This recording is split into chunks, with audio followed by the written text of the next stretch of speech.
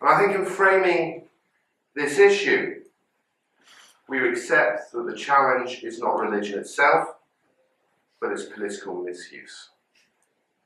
We need clear boundaries that protect both human dignity and religious integrity.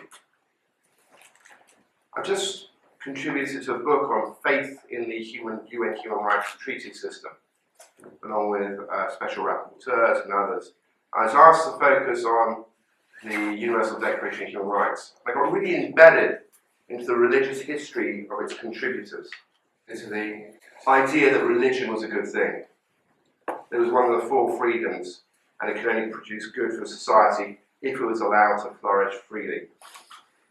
They believed in the same way that Alexis de Tocqueville did when he visited America, that religion and association of religion creates the middle way between all-powerful governments and the individual, a civil society that had a voice to correct the state when it was needed, to work together for the good of the city, the good of the country, and etc.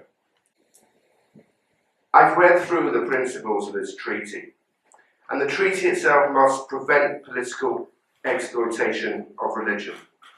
It must protect internal religious autonomy. I think we need to look at that, certainly in the world that we live in.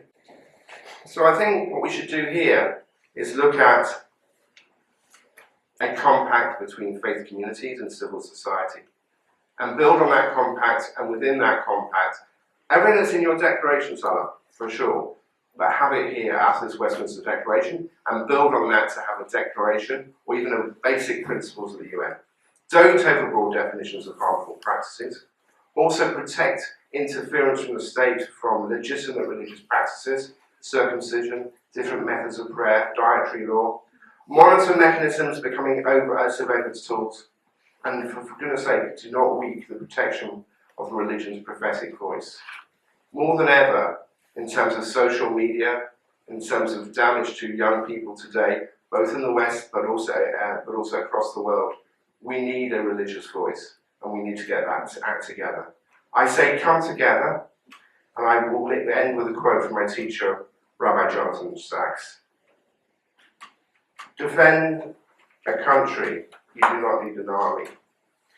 But to defend a civilization, you need education. The dignity of difference is not just a philosophical idea. It's the only way to live in peace.